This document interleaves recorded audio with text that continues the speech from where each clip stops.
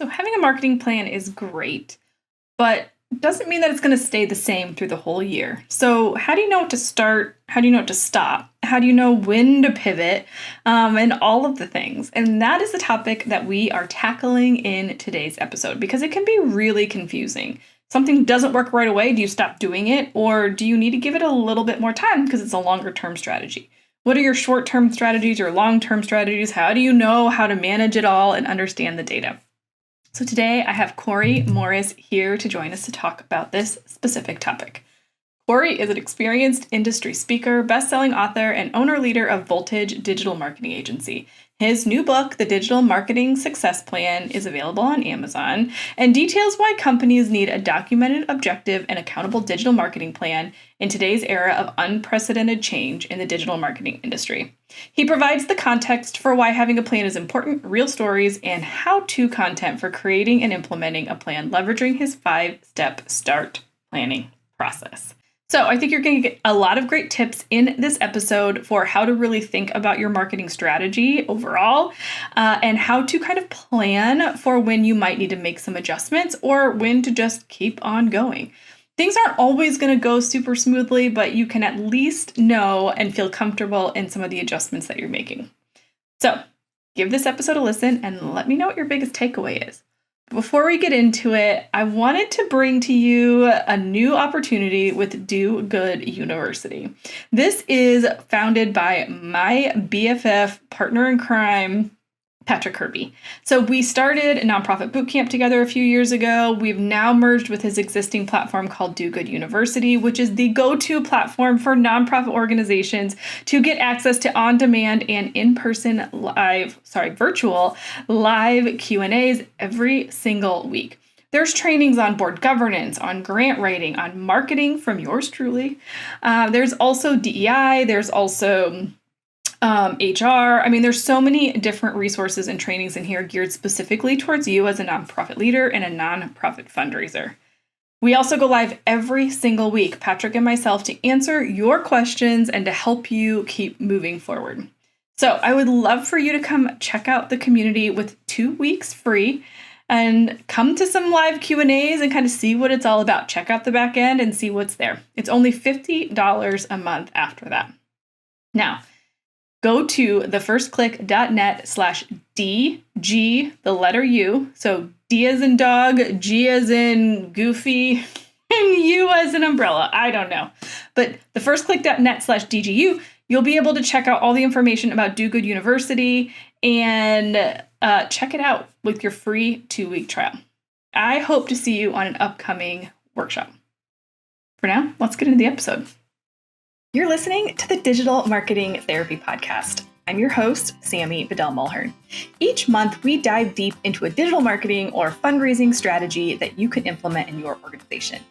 Each week, you'll hear from guest experts, nonprofits, and myself on best practices, tips, and resources to help you raise more money online and reach your organizational goals. Hey friends, join me in welcoming Corey Morris to the podcast. Corey, thanks for being here today. Yeah, thanks for having me. So we're talking all things digital marketing today, which of course is, my jam and I love it. So I'm excited for this conversation. But before we jump into some strategies, kind of why do you love digital marketing so much? And why do you think it's such an important tool in our marketing strategy toolbox? Yeah, that's a great question. I could give you the winding story of my career, but I'll hold on to that for now. But a lot of where we are today is the product of the constant being change in the digital marketing industry, even going back to before digital became the term when we were talking about internet and online marketing. I was excited about it early in my career, didn't go to school for it, ended up in an ad agency in a project management role in the digital department of a traditional agency that eventually spun off on its own. And what I learned right away was the exciting avenues we had to track and measure and get instant feedback on what we were doing compared to some of the traditional channels. And so had no idea at that time where that would take me and the wild ride of all the emerging technology and all the changes. But I would not Wouldn't necessarily change it. Might change a few decisions along the way, but that was a lot of what drove me into it and has kept me into it today. I love that.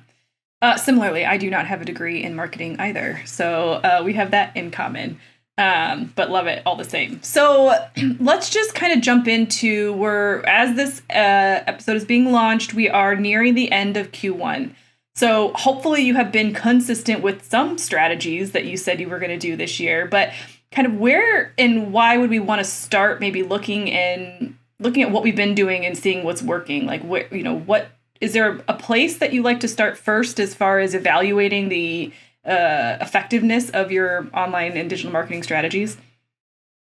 Yeah. So, as this year's flying by, we, whether it's having an annual plan that's based on a calendar year, or having one that, at the right time you've set up, or whatever it is, no matter how static your plan is or how agile your methodologies are, it's always important to have built-in and intentional touch points for evaluating performance and pivoting.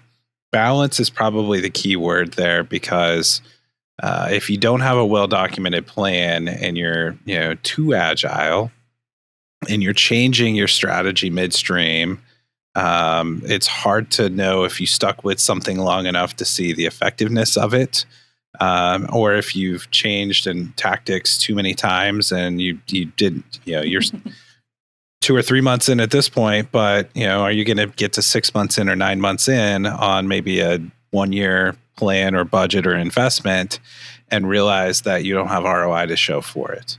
Yeah. And the opposite is, we don't have those checkpoints built in and we're just blindly running the plan, is it as effective as it could be?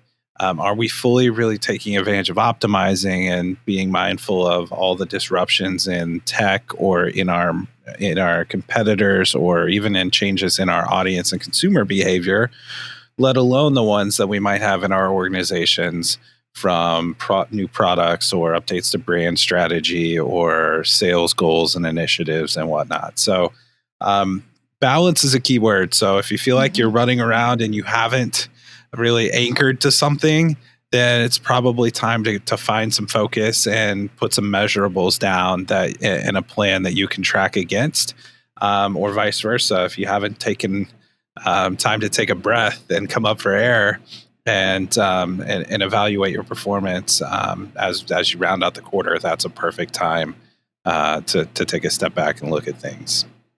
Yeah. Well, because I love what you said, marketing, the online space is changing constantly.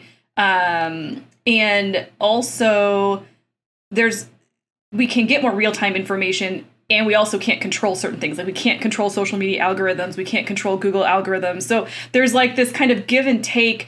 But I feel like in nonprofits, we tend to make decisions based off of a person's feeling or a person's feedback versus the data. And so I love that you're saying, like, pay attention to what that is and where you can move quickly and where you can't.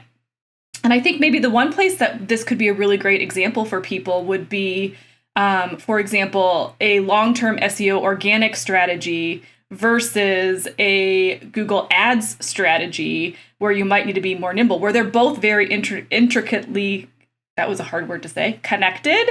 But the strategy behind them is very different. So maybe how might we want to look at, if that's an example, like where we might not want to pivot as quickly in SEO, but we might want to pivot more quickly in an ad strategy? There's a whole lot of wisdom in the question here, and the things that you just touched on, to be thinking about them. First off, thinking about first you mentioned personal or plans. This is one of the things that drives me nuts, is when a marketing or digital marketing plan is in one person's head. Even if there's one person who has the marketing role and wears all the hats, it's really dangerous for an organization to have it be in one person's head. People leave companies. Do you want to start over, especially if you're investing in some channels and content that take longer, or you have longer sales cycles to see it through? Or it gets personal if it gets questioned. I love to have plans that are documented and that are objective. And even if it's one person who wrote it, if you have sign off on that plan, then the opportunity, if it needs to change, to say, okay, time out.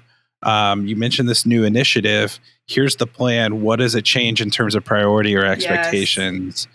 And it's not just, my work or my thoughts or feelings about it versus someone else's. But getting into the other part of your question, or the actual question, having a view where you can see what the different channels are doing and contributing to each other is important. Now, there are definitely challenges with attribution, and we're losing data, which is kind of funny because attribution was a buzzword, 10, 12 years ago as we tried to get it. And then we got some cool things so we could measure things in different ways. And now privacy laws and a lot of different things happening in the fragmentation there, we're losing some of them. But you just mentioned two channels, organic and paid search, that really drive traffic from the same place, a search engine results page. Yes, the ads are at the top or sometimes at the bottom, or different types of ads woven in, whether you're shopping or whatever your type of business and intent is. But to get there, theoretically, you could pop up an ad account tomorrow or today and be advertising, while it might take a bit with an investment in content and your technical infrastructure and building up authority status to get there for more competitive terms organically or through SEO. They're both in the same place, but what's really interesting is in many cases, I find that companies or organizations have very siloed view, either structure or views or both of different channels. And some of the glue, whether it's social media, whether it's search, and even if you're advertising, you need to have an investment in content and quality content. And a lot of shortcuts have emerged with AI. And I love AI and I love using it and the efficiencies I've gained from it. But what I love even more is investing in something in one place and being able to use it everywhere.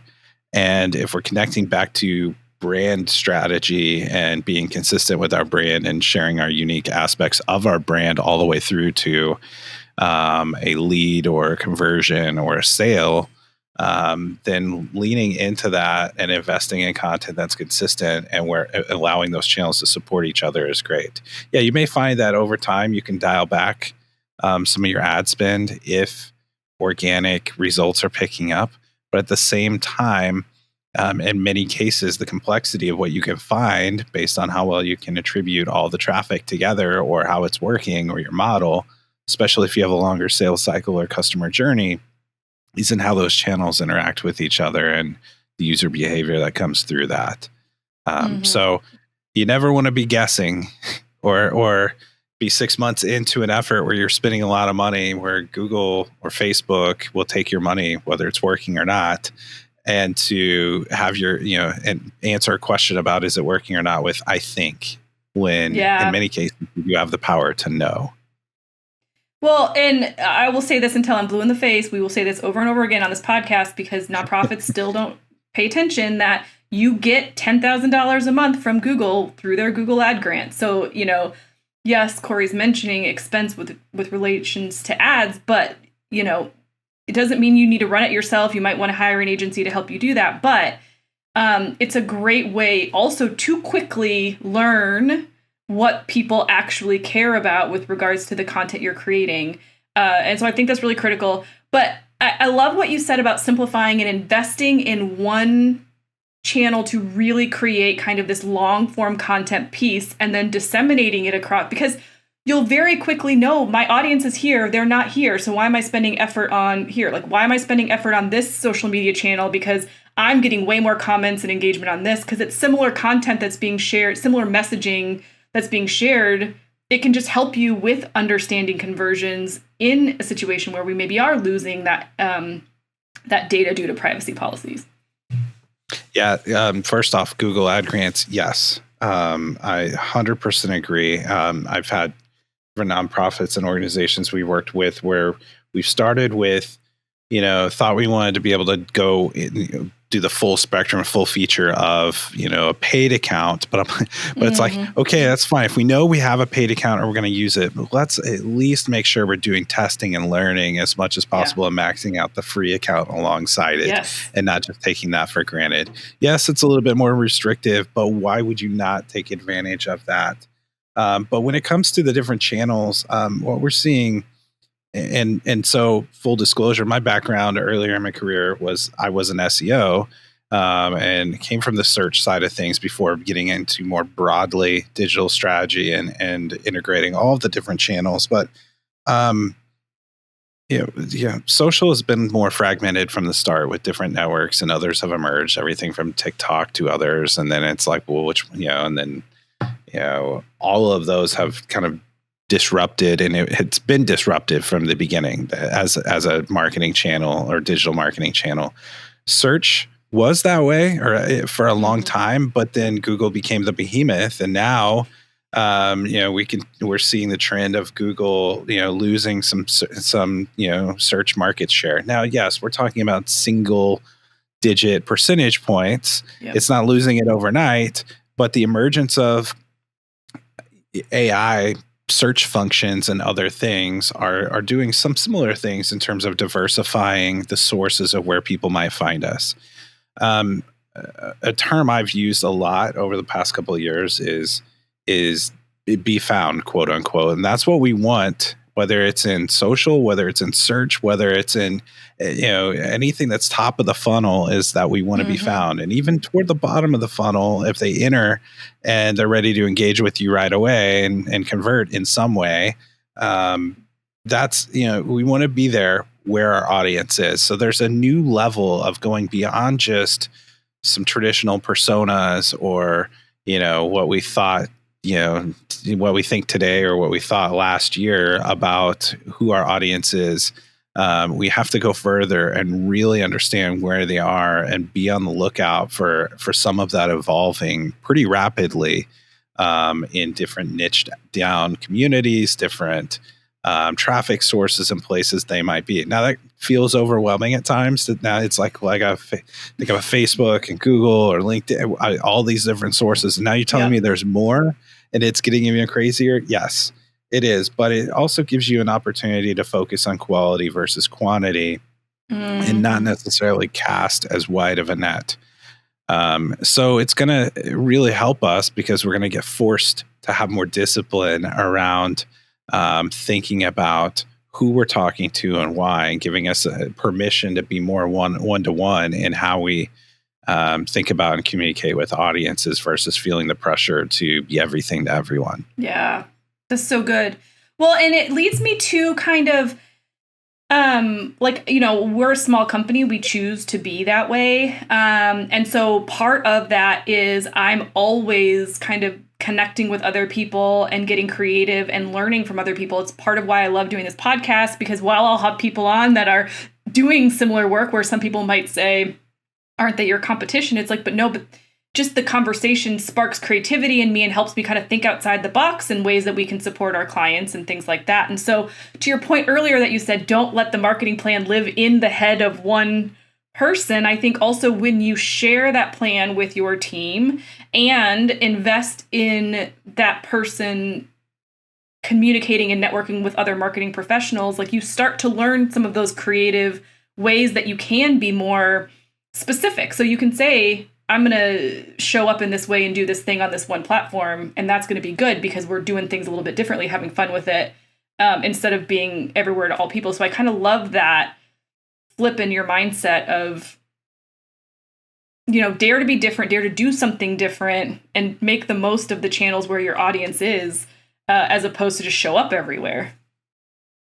Yeah, I'm big on not just doing things for the sake of doing things. And so I love to challenge tactics mindsets or tactics first activities, whether it's in social, whether it's in search. I've written for, I write for Search Engine Land and Search Engine Journal, and I can't name or remember the number of times I've mentioned it's not about, SEO is not about a checklist, and social is not about your content calendar, but it's about the what and why behind it and what it produces on the back end of it. It's not, do 3 blog posts a month and, 7 social media posts a week just because somebody said you should do that. It's about doing things with conviction and with purpose. So I had the opportunity to write my first book, The Digital Marketing Success Plan.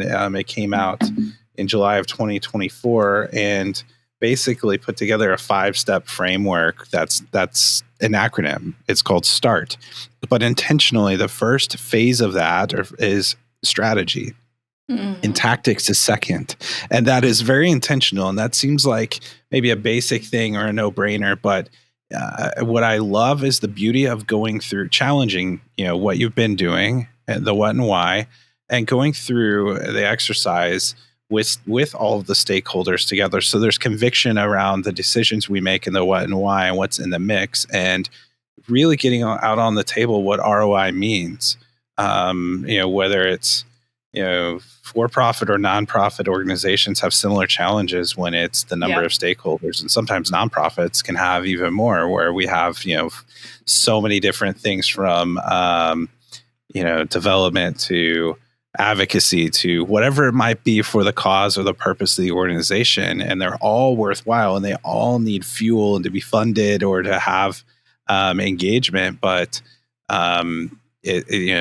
whether how you're solving what your priorities are, or how you're connecting it to the organization or business's outcomes versus just being marketing KPIs, is what makes the difference in so many different plans. It's one thing to say, hey, look at all the engagement we got. But then if you can't answer the question for whatever stakeholder might be in the room of how did that move the needle for us, then you're missing the mark. Or if you're just tossing a report or a dashboard or some metrics over the fence and hoping somebody else is going to connect the dots, it's not going to be, as effective as it would be if it was connected to those business or organizational outcomes. Yeah, it's so good. And I think also what I love is giving yourself permission that your business is going to ebb and flow as far as its strategy goes. So don't just go into the year saying, well, this is what we did last year and it worked. Doesn't mean that's going to work this year, because you might be in, maybe you're running a capital campaign and all of a sudden you have a very different funding process that you're going after, or maybe you're launching new programs, or maybe this year you're just, maintaining status quo and you just want to kind of keep brand awareness. Like, your goals are changing all the time. So your strategy should not stay the same. So I like that way of thinking, and pushing your stakeholders, because yes, in the nonprofit world, there are a lot of people that have a lot of opinions about how you are running your organization. So by doing what you're saying, you're giving yourself the backup to be able to say, no, this is why we're not doing this, or yes, that's a great idea that would really fit well. Maybe adding this social media platform would fit in really well because it seems to make sense. And we already have this content that we're, it's easier to make those decisions. Yeah. When you have a defined plan, I kind of mentioned this a little bit earlier, but when you have a defined plan, I love going through this process. It's strategy, tactics, and then application, which is making sure you have the assets you need, which your website's the biggest one that sometimes becomes an afterthought until you're already running a campaign. And then you realize maybe it has some deficiencies or challenges.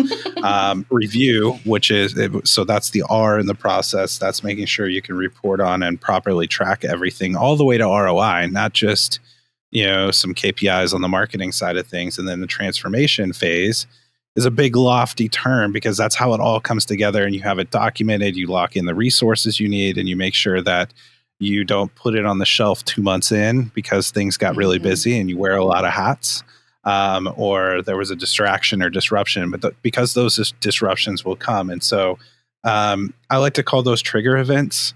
Sometimes they're internal, because to your point a minute ago, maybe a new program's launching, maybe a new thing is happening in our industry or an event, or we're going to host a new event that we didn't have in our plan at the beginning of the year, or something external changes, an opportunity comes our way, or a social media platform launches, or there's a big newsworthy PR event that we couldn't have accounted for in our industry or in our sphere of influence. And so at this point, whether it's internal or external, that's a point where you say time out, even if it's a 5-minute questioning of, okay, let's go back to the plan. It's on paper or on digital paper somewhere.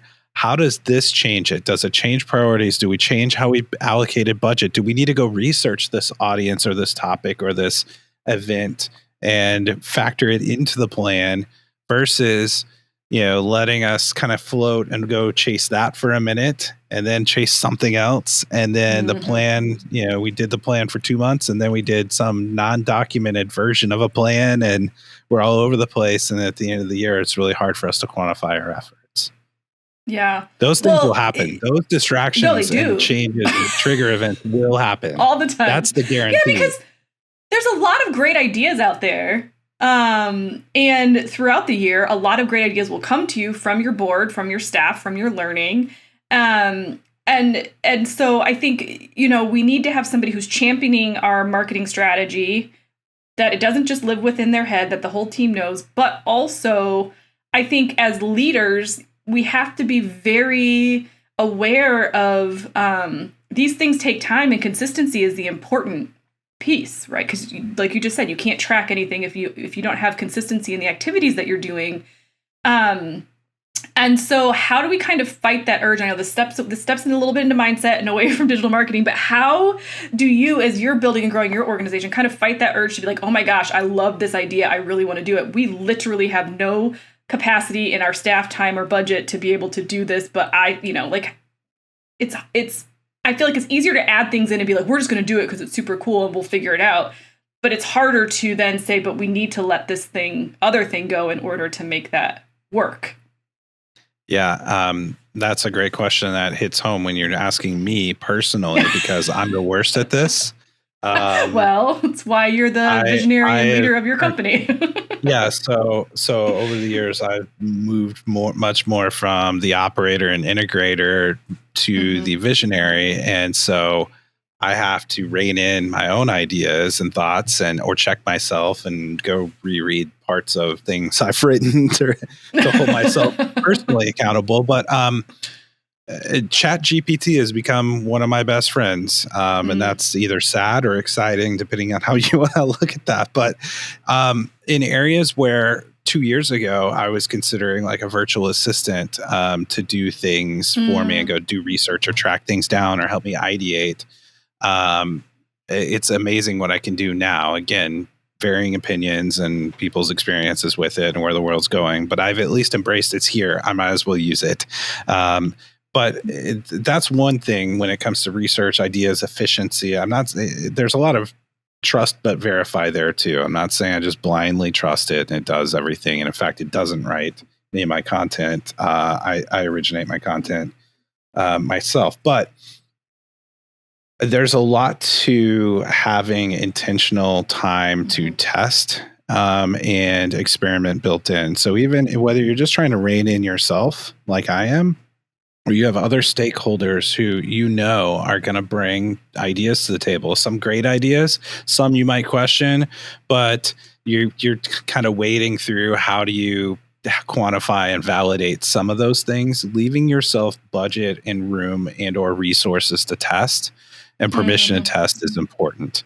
I'm not saying it needs to be like 50% of it, but if you've got 5-10% that you can carve out and hold on to for testing, then you don't have to say no to that and be to yourself or to others, and you can go validate things even further than just having your plan that's backing you up when it's documented and you have the what and why not in your head and on paper.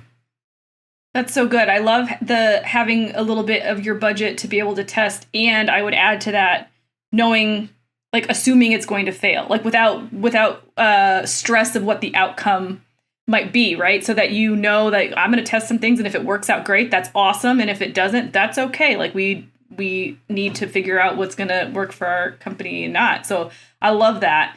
And I appreciate your honesty about your struggles but I also appreciate your self-awareness, because I think the hardest part is when you're dealing with a leader who is not self-aware to understand that about themselves and continues to push. And so I think if that's the situation you find yourself in, then going back to what Corey was saying earlier about really making sure you can be intentional about your tracking to support yourself and having those conversations and what marketing activities you do. So as we wrap this up, we are almost done with Q1 as this is going live. How often do you like to kind of review your marketing activities to see what's working and what's not? Because we don't want to do it all. We want to stay on top of things, but we don't want to make decisions too often or change things too often, but we don't want to just let things run for too long, like you talked about earlier. So how often are you and your company evaluating your efforts and talking through it as a team? Yeah, it really depends on the organization. So I'm not going to take the cheap way out here and say it depends and just leave it at that. But it really depends on your as organization. As us marketers like to do. Yeah, it depends on the seasons you operate on and the campaigns and initiatives and timing of that. So if you have events or campaigns or different themes or topics that you're talking about, you could almost look at those as little projects or microcosms that you can do a retrospective on before you do either the next one during the year or the next year of that, if it's like an annual event or something. Just like if there's a giving campaign or a Black Friday or year end or whatever it might be. You can look at those after and look at them as almost little projects. But if you're evaluating ongoing efforts, like you've got evergreen types of campaigns that are running year round, I would definitely look at those. Wouldn't let them get more than quarterly. But if you're high volume in terms of traffic and conversions and different PR and news and activities and things happening like that all the time, you probably need to get to potentially monthly. You don't want to be in a small sample size where you're looking at something daily or in a real-time dashboard and you're just making quick trigger decisions based on that. But definitely, quarterly at the longest interval, but maybe monthly if you're doing a ton of things or you've got a lot of traffic and activity and you don't, a quarter is not soon enough in terms of how the pace of how things might be changing or getting away from you. So if you aren't doing this, at least start quarterly and then kind of ramp it up from there based off of the needs. I love that. Okay. Well, Corey, such good insights today. Thank you so much for being here and sharing all of your words of wisdom. It's so helpful to our nonprofit listeners. But if people want to check out your book, if they want to learn more about you, how can they do that? Yes. So first, thank you for having me. I appreciate it. Enjoy the conversation. To find any resources, the book is called The Digital Marketing Success Plan. That would be a long domain name. So the domain is thedmsp.com. You can find the framework there. We'll be continuing to add resources there, and it links over to Amazon where you can purchase the book. So feel free to reach out there for any free advice or consultation. There won't be any sales pitches attached to it. Or you can also find my agency, which is called Voltage, at voltage.digital if we can be helpful there. Love it. And we will have all of that linked up in the show notes at thefirstclick.net/292. Corey, thank you so much for being here today. Yeah, thank you. Okay, so what did you think? Are you ready to evaluate your nonprofit marketing strategies and really make sure that you're doing what you need to be doing and working towards hitting those goals and knowing that the strategies that you're implementing are helping you get there? Again, don't forget that you can find all of the resources in show notes at thefirstclick.net/292. I can't believe we're getting so close to our 300th episode. We've been working hard on it. It's going to be a good one. But for now, please make sure you subscribe wherever you listen so you don't miss out on a single episode. We've already had one bonus episode. Who knows if there's more coming. But if you want, check out that bonus episode that I did with Patrick Kirby, and you can learn a lot more about why we think community is so important and why Do Good University could be the place for you as you're starting to grow in your career or just want more strategies for fundraising better and having better donor retention and just all the things that you're struggling with as a nonprofit fundraiser. We are here for you. We hear you. We get you.